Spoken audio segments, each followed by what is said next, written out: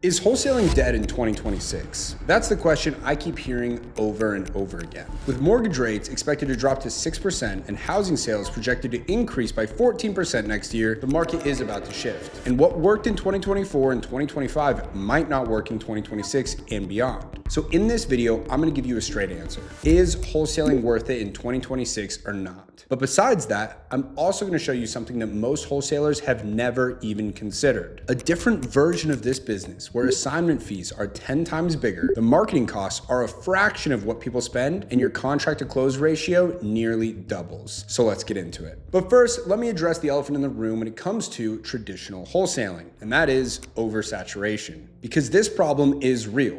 Now, it's not everywhere, but in the markets where most beginners try to start, there are dozens of wholesalers calling the same lists, sending the same mailers, bidding each other up, and squeezing margins down to almost nothing. You call a seller and they've already talked to 3 other wholesalers this week. Or you finally get a deal under contract and some other guy swoops in with a higher offer. This part is true, and I'm not gonna beat around the bush, but most people assume that saturation means that the opportunity is just gone, when that couldn't be further from the truth. It's saturated because there are people making a lot of money. You see, there are over 140 million housing units in the United States. People inherit houses, they fall behind on taxes, they go through divorces, they relocate for work. And these situations create motivated sellers every single day. So the demand is not going anywhere. The real question is, how do you position yourself to capture it? Which leads to the next concern I hear about all the time, that you need a lot of money to even get in the game. And this one depends entirely on what strategy you choose. Because if you're trying to direct mail and trying to send out 10,000 postcards, or if you're trying to run paid ads without knowing what you're doing,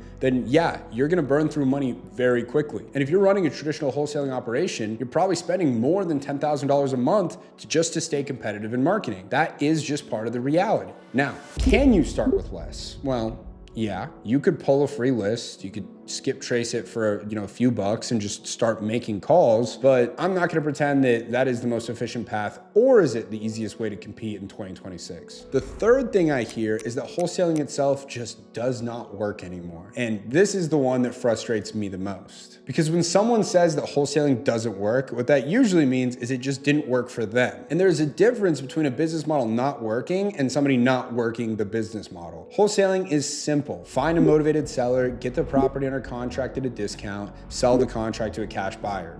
That's it. But simple does not mean easy. You still have to learn how to find sellers, how to talk to them on the phone, how to analyze deals so you know what to offer, and how to find buyers. Most people who say wholesaling does not work, they tried it for 30 days, they made some calls, didn't close a deal, and quit saying, oh, wholesaling doesn't work anymore. But that's not wholesaling not working. That's just giving up before you ever figured out. The people who succeed in this business are the ones who treat it like a real business. The fourth thing I hear is that it's harder than ever to make money in this market. Interest rates are high, buyers are sitting on the sidelines, and deals are harder to find. And look, I'm not gonna pretend that the market is the same as it was in 2021, and things have sure changed, but wholesaling is not about overall market conditions. Wholesaling is about finding people who have a property, they have some problems, and they need to sell fast. And those people exist in every market. When the market's hot, people inherit homes and they want to cash out quick. When the market's slow, people get behind on their payments and they need to sell before foreclosure. And when interest rates are high, landlords with adjustable rate mortgages start feeling the squeeze. The specific situations change, but the fundamental need for what we do never goes away, okay? The arbitrage, the money you make in between, is always still gonna be there. It's just flowing to the people who know how to find it. Now, here's where I want to be real with you, because wholesaling still works and people are absolutely still closing deals. But I'm not going to sit here and pretend that traditional wholesaling is the same game as it was a few years ago. The competition is higher, the costs are higher, and the margins are thinner than what they used to be. But there is something else that nobody really talks about. In traditional wholesaling, you are calling people in bad situations. They're either behind on their mortgage, they're behind on their taxes, they're stressed out of their minds, and half the time they just ghost you. And it's not the best experience as a beginner. And then on the buyer side, you've got investors who are trying to squeeze every dollar out of the deal. They want to renegotiate. They find some $20,000 problem during the walkthrough, and then suddenly your assignment fee disappears. Now, for most people doing virtual wholesaling, contract to close ratio is around 50%, meaning half the deals you put under contract never actually close. And that's just how it goes, sometimes for reasons completely outside of your control.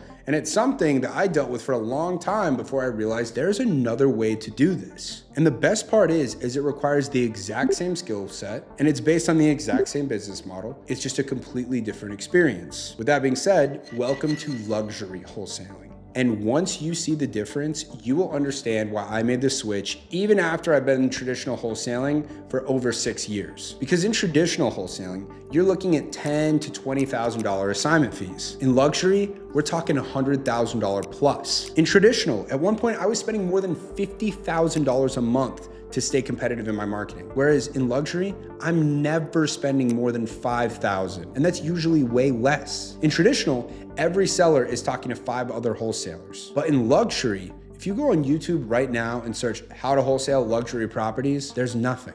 And that's because nobody is doing this. In traditional, there's a kind of a, let's call it an ethical gray area where you're not offering sellers what they could get on the market, right? But you are buying it at a discount and hoping that it still works for them. Where in luxury, you're able to be completely straight up. You're working with developers. The sellers know you're not the buyer and you walk them through the numbers and they get it because these people understand how business is done. And because of how the math works with realtor fees and closing costs, you're actually offering them close to what they would net if they listed with an agent. On top of that, if we refer back to the traditional wholesaling model where you're dealing out with stressed out sellers and tough situations, in luxury, these are sophisticated people and it might be their second, third, or fourth home and they just want speed and convenience rather than having to list it on the market. They understand what's going on, they return your calls, and it's just a much better experience. In typical wholesale deals, buyers are stingy and they want to renegotiate over every little thing. One problem with the property and your fee is gone. But in luxury, it's completely different because the profit margins are so big that a $50,000 or even $100,000 problem is nothing. The end buyers are making millions on the back end. They're not sweating the small stuff. And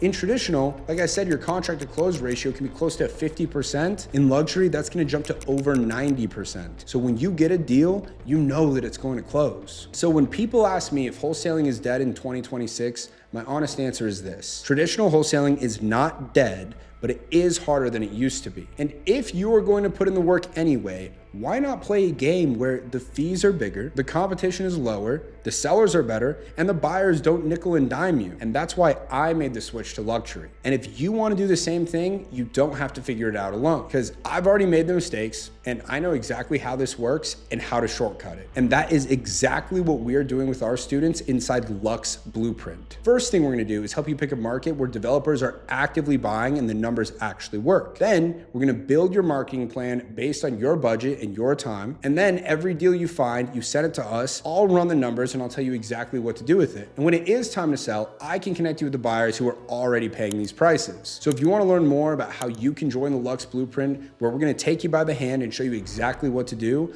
I'll leave a link below where you can apply and see if we'd be a good fit to work together.